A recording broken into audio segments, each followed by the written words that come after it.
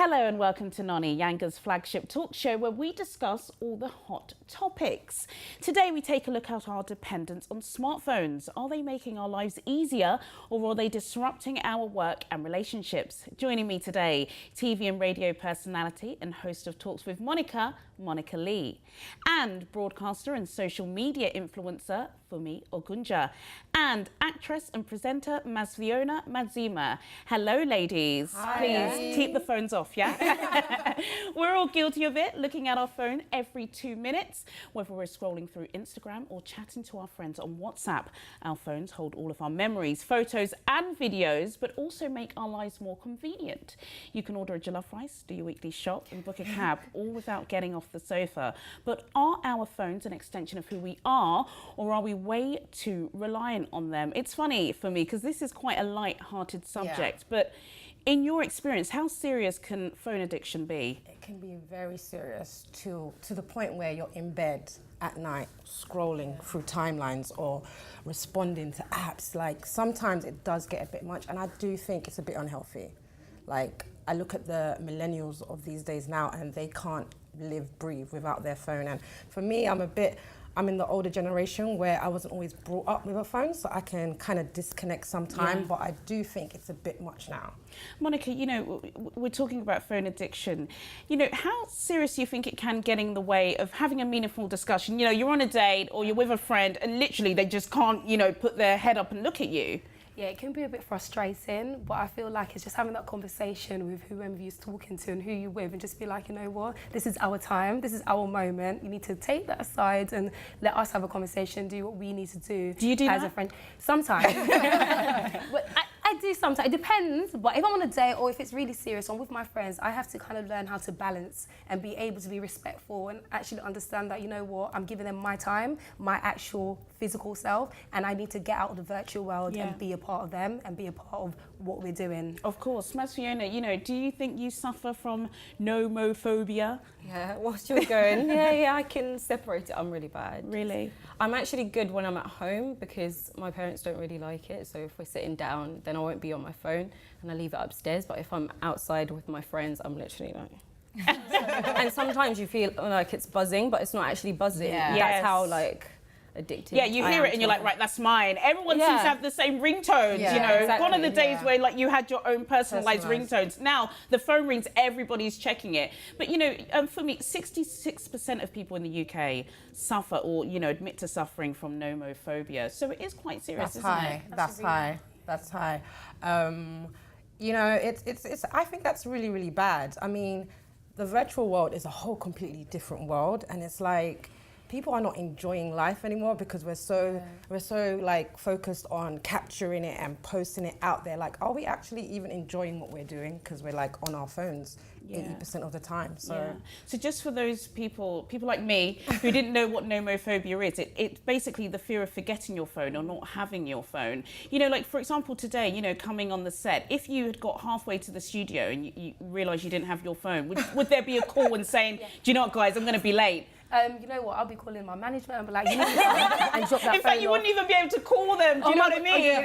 I'll go ask back someone, home, get the phone, I'll and find someone on the road and be like, hello, excuse me, can I use your phone? I'm like, Mum, what you need to do is look through here, this is my passcode, you need to get me that phone, because to be honest, as a presenter, I need that accessibility to be able to have my phone, speak to someone, and I don't want to miss out on the opportunity, because everything is moved now to Instagram. Everything is on Twitter, and it's like, that 1 second I can miss out on something amazing just because I wasn't at my phone at that specific time. So I feel like there needs to be a balance, but my phone is really, really important with what I do as a presenter. Of course. And I can't just throw it away just like that unless I give notice. I understand, like even myself, Masviona, you know, there have been times when I'm like, do you know, I'm switching off my phone, I'm done. And then I'm like, well, I can't, the school might call me. I might get an important email, I might get this. When's the last time you switched off your phone? The only times I've probably switched off my phone is like, you know when you send like a text that was a bit iffy? It's like an iffy text, or like, I don't know, I've had moments where I feel like, okay, I do need to get off my phone for a second. Yeah. But then I'll go back up in like an hour or two and go on my phone. If I'm not on my phone, I'm on my laptop. It's really bad. Yeah, no, I understand. In that sense, yeah. But for me, if we're talking about balance here, do you there are some good things about constantly having your phone with you, isn't there? And it being a smartphone, and being able to access emails and talking to people on the other side of the world. Work-wise and connecting with family and, being available if any, like you said, missing an opportunity or something might be happening in the world. Like nowadays people go to Instagram or Twitter to see what's happening in the world, like news-wise, which is strange. But it's crazy.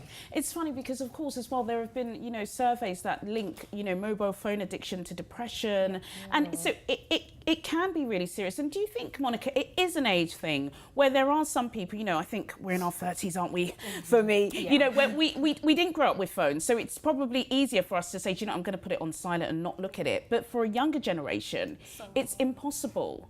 It's absolutely so hard, especially when, like, with me being in my early 20s, growing up, I had MSN, I had BBM. Wow. Do you know what I mean? There's always those were luxuries. Yeah. So I always had that access of having that phone, and it's always like my mum always taught me, you need to have your phone. If anything happens, danger. It's all about literally using your phone and utilising it for the best of your ability and ensuring that you're using it to make sure that it's productive and being able to learn how to censor yourself. And I think that's the problem why people might get depressed sometimes, is that they don't know how to kind of switch off and not take things personal, because there's people behind their screens, they're not serious, they don't even know who you are. No, you're right. But they're very judgmental. So it's just you learning what is a necessity, what isn't. Are you harming yourself? Self-care, and just kind of be able to just kind of understand that and just deal with that. But you're right. It's an individual thing. How old were you when you got a phone? 12? 12. Gosh, that's it was like the little flip-up ones. Yeah, I remember we called them bricks. They were bricks back in the day. Yeah. But how young do you think is too young to have a phone? I mean, I have a little sister, and she first got her phone, I think she was 10. And I was like to my mum, isn't she a bit young? Wow. But then I kind of like understood from like their generation and my generation as well, you need a phone. It's like an accessory. I don't know how to explain. You need a phone. No, honestly, it is like that. And if you go to school, you will get, like, at her age, if you don't have a phone, like, why don't you have a phone? It has to be a particular and it has to be a particular type of phone. And that's just how it is. The most expensive types. My daughter's 8. I think our children are nearly the same age for me. Yeah. Can I ask, does he have a phone? My son has he a phone. has a phone. He does, Gosh. he does. And I'm a bit skeptical about that because he's not on social media yet, but he uses his phone for like YouTube and all these favorite apps, and more so for me to contact him and make sure he's okay. But it's a necessity now, apparently. So would we say there's an age that's too young to have a phone? Yeah. How low would we go? 6, 7. 6 or 7. Yeah. And 8 depends on the maturity of your child. Like, as a mother, you know, okay, I can feel like they can maybe understand and take this. These days, like, a 5-year-old knows how to use a phone. Oh my gosh, they know how to use it better than me, even a 4-year-old. Well, still to come, we take a look at phone etiquette and texpectation. And we ask, could you do a smartphone detox? See you after the break.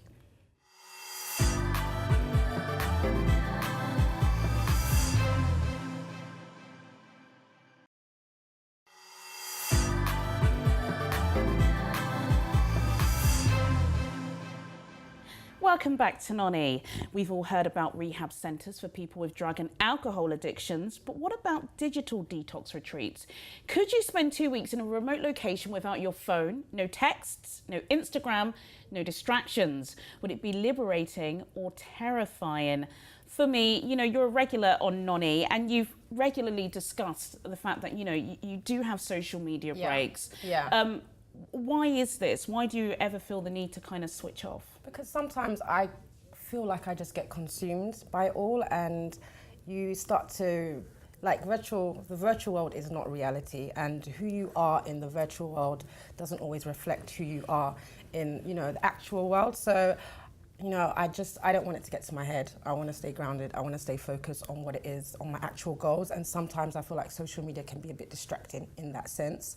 So yeah, I do take breaks sometimes just to kind of like recollect and, you know, stay focused. God, So, that's yeah. quite serious, isn't it? Monica, you know, you spoke before the break about the fact that, you know, having your phone on constantly is important for you as a young presenter. You don't want to miss that opportunity. Get back to me in 5 minutes. You know, you want to be able to do that. But would you be able to have a mobile phone detox? And can you understand the benefits of something like that? I can understand the benefits of it, but I don't know if I can do it straight. I will have to mentally prepare myself like a whole month. Okay, I'm going on holiday, warning everyone, you know what, I might not be available, but it's okay. But I feel like it's really hard for me because the other day I lost my phone. I was going crazy, I was going manic. I was like, and luckily I had a gentleman, he picked it up from the floor and contacted me, and I was like, what was I gonna do? I was trying to go on Instagram, I was trying to do everything to message people because there's people that's expecting me to do things, and I've got a lot of obligations, I've got a lot of obviously things that I need to do and people I need to attend to. So it's like, I need that phone. You need it. So no detoxing for No, you. not for now. Not for now. We've seen celebrities, you know, they have a little bit of a Twitter beef or a spat on social media, you know, and the next minute there's no post, they've deactivated their account. Can you understand why some people do that? Yeah. For me, I don't really like interact in the sense I don't like if someone said something on Twitter, I'll think something about it, but because I'm kind of trying to keep like a brand for myself and not get into controversial situations. Yes. So I don't really like get into them. There'd be no need for you to kind of get away from the beehive or anything. Unless I was really passionate about something then, but aside from that, I don't. So would you find it terrifying or liberating? I actually do it when I go to Zimbabwe. Okay. I'll go there for like a month and the connection's so bad, so... So it's not by It's by force. It's by force. It is literally by force. So I'll have my phone. Sometimes I forget where my phone is. Wow. But then I've realised, like, in Zimbabwe, people are obsessed with their phones. I don't know, maybe they're living their lives through their phone. I don't know, they're literally obsessed. Well, Maybe God, I because think I'm not it's a using global it. thing. It's a global Yeah. thing, isn't it? But when when you come back from a holiday like that, do you feel refreshed? Is it nice to see some updates that you haven't seen, or are you just right back in the rat race? You know, when you go on your phone and you thought, I've got loads of messages, people missed me, and then it's literally just life carried on. Instagram or something, and you're just like, oh well. But do you think, for me, that sometimes, you know, the phone can dumb us down? We've seen, you know, the characters or the WhatsApps, yo, what you doing? Really quick messages, and you can have a fantastic message with somebody or a messaging discussion with them. You see them, it's not much to say. Yeah, even like your vocabulary, it messes up my vocabulary because I find myself when I'm emailing, I'm using shorthand text language, and also this emoji thing, like I've only just started using emojis. Like I'm late on emojis, but you know, I'm putting emojis, I'm putting kisses, and I'm like, wait, this is not how, you know, you're supposed to communicate. This is not professional, but that's what happens. Like it's, you know, this whole new found way of communicating, talking, like I know, I've seen cover letters and CVs from people in text talk, and but it's really sad because you think, I'm sorry, darling, I understand it, but you know, you're not getting that job. Yeah.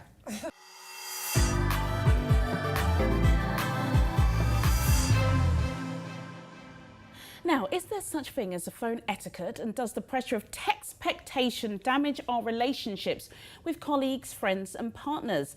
Textpectation is the time between sending a message and receiving one back, and it can cause real anxiety. You can see the blue tick, which means someone has read your messages, so why aren't they replying? Is the technology that was meant to bring us together actually isolating us? Do you have the blue tick on WhatsApp? Because some people don't have it. You know, I know people, you know, in this studio that don't have the blue tick. You're like, did they get my message? Did they read it? You don't know. Do you have it? I do. Okay. I do. But to me, it's not a new phenomenon. Like I mentioned before, you know, with like MSN, you had the double ticks with the BBM, you had the double ticks. You knew when someone read it. And if I want to send a voice note, you have to see it because it goes blue.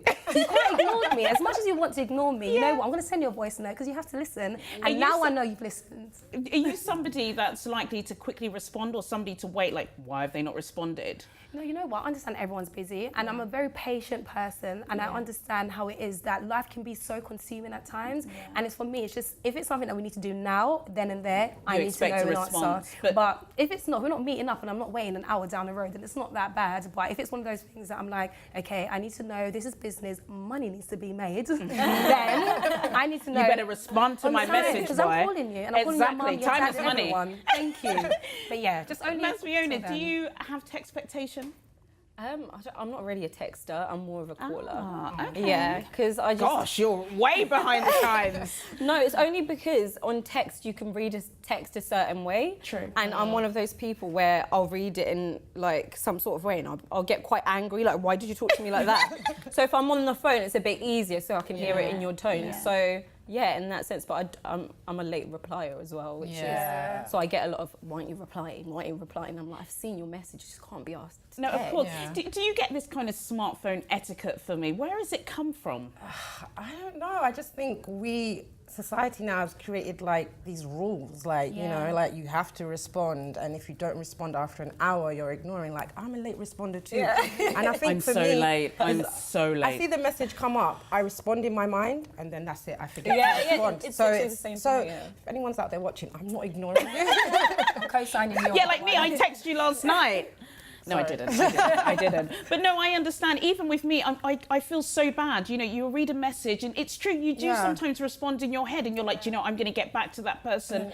And you don't, and you then feel guilty, and you're all consumed, and then you ignore them. And I think we should go with what Masviona says, and just, you know, be on the phone, and then you don't get that kind of delay, right? Yeah. No, I totally agree, because there's times, especially business relationships, I can be very abrupt. When it's to the point, when it's business, I just want to know. But sometimes it can sound like I'm being condescending, or I'm being rude, or I'm being like, it's actually not how I feel. It's just literally, I need to know an answer, is it yes or no? And I do not have time kind of deliberating. So it's important though, like you mentioned, to have a conversation or voice note, because I might be in a bad mood and I'm reading whatever I want to read, however I want to read it. It's true, and that can be dangerous. What about group chat? I'm sick of it. Oh my God, honestly. And the thing is as well, because of this kind of social media etiquette, you don't want to leave the group, but you know, you left your phone, you come back, you've got a low battery and like 110 messages, only one relevant to you. Are you in any group WhatsApp chats? WhatsApp, Snapchat, Instagram, everywhere. Like, oh wow. Yeah. Snapchat, you can get group chat. Groups now. Oh yeah. Oh my gosh, what kind of things will you be discussing in that? Everything. Well, because it's mostly like with my friends. I have like a family one with is like the people that I live with, like my mum and my dad, where we just send each other like what we're doing during the day, or like, can you bring me my charger or something like that. But if it's like with my friends, it's just usually sending what they've seen on Instagram or something like that, and then you just kind of laugh about it. But sometimes it does get a bit. It's interesting though, because group chats are usually dominated by one or two people, and the rest are just observers, aren't they? I kind of do. You feel like if you're in a group chat, you should be involved in the discussion, or it doesn't matter?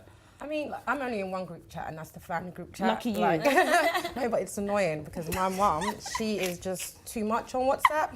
Every day she's sending pictures, quotes. It's not just the millennials. Oh, it's not just the millennials. So I'm like, I only respond when someone actually is talking to me. Other than that, like, count me out. Like, I can't. We can call. Why do we have to do this? Do you think there can be spammers on social media, Monica? You know, people with good intentions, you know, like I know a couple of people, you know, if they're selling food or hair, you're constantly getting a message, or those, you know, good morning religious greetings, which are fine, but it's kind of like, God, it's too much. It can be overpowering sometimes. And I know everyone has that family member that messages every day with the long quotes, and it's like, thank you, I love you. We love each other, I understand, but this is too much now. I can't. So I don't reply sometimes, but it's like, it's, you know, it's all love, but it gets a bit overbearing at times, because it's like, I've got so much other things to do, and you really want to be sending me this every single day. But just a little like that. So I'm not sure if any of you work in the kind of traditional 9-to-5 industry, and if you don't, especially if you're working in the creative industry, do you find it's hard to kind of not switch off? So, you know, you're in the bed, you've got an email, or there's been breaking news or something's happened, and you feel the need to just constantly respond. What is it about the creative industry and that pressure to, you know, be on your phone and be on the ball at all times? I mean, like with working in the media, for instance, like things are always happening. There's, you know, one scandal, there's this, and you have to be knowledgeable of everything. And in that sense, thank God for our phones, because at least that way we can stay up to date. So, and especially with like emails, like for me, like sometimes I get emails outside working hours, but I still like to kind of go over them and kind of prepare myself for tomorrow in that sense, or when I'm going to respond. So in that sense, yeah, the phone definitely comes in handy, and it's a necessity. Thing is as well, you know, we're all looking at our phones before we go to bed. We're looking at them the first thing we wake up in the morning. And I suppose in all industries, you have to have a smartphone. Yeah. It's not enough to just have that phone that, you know, it rings and text messages. You need to be able to receive your emails, but it's all about balance, isn't it, Monica? Yeah, like with me in the creative industry, personally, it's 24/7. Yeah. Like there's no switching off. I can't remember the last time I've been able to switch off. It's either someone DMing me something, they want me to be presenting, calling me at midnight. Hello, Monica, can you present tomorrow at 6 a.m? It's like, what about my life? I have a life. I don't have a life, I'll present. Do you know what I mean? Like emailing, contacting someone else. Like, there's always something to do. Like I said, on Twitter, so many things happen on Twitter, and it's like these scandals that's going on. I'm like, okay, I need to check my Twitter, because who knows what's going to be coming up in the woodworks next. So I constantly need to be available, on the ball, on time, because I cannot miss out on anything, and I do not want my brand to be in any way detrimental to anyone or anything. So I need to have that phone and that connection. Yeah, and I think lots of our viewers will understand what you're saying, Monica. You know, let me leave the last point to you for me, you know, as our most popular lady on the panel here. I'm talking about social media followers that you've got. You know, do you think then that there are times when we should switch off our phone or should put it down without the fear of missing out, without the fear of not being reachable? I think we should be able to do that, but these phones are so smart. Like I do this thing where my phone goes on do not disturb every night from 9 o'clock. Wow. So I can, you know, customize which calls I want to receive and which notifications. Take notes, girls. You know, which notifications I want to receive, because, you know, you have to have like you time where you're not so focused on what's going on around you, and try and just enjoy life and enjoy you. And I can't do that if I'm constantly being pulled into the virtual world. Yeah. So from 9 o'clock, do not disturb. I'm only answering calls. And you know what? When I wake up in the morning, I've got so much to go through over coffee. So it kind of works for me in that sense. I think that's a really good advice, and something I'll be taking. Yeah. Do not disturb after 9 o'clock. Well, that's it from me, Juliana Olayinka, and my fantastic guests, Monica Lee, Fumi Ogunja, and Masviona Madzima. And don't forget, Noni's now online, so wherever you are in the world, go to www.yangatv.com to check out every single episode. Join me next time for more Noni Chat. Goodbye.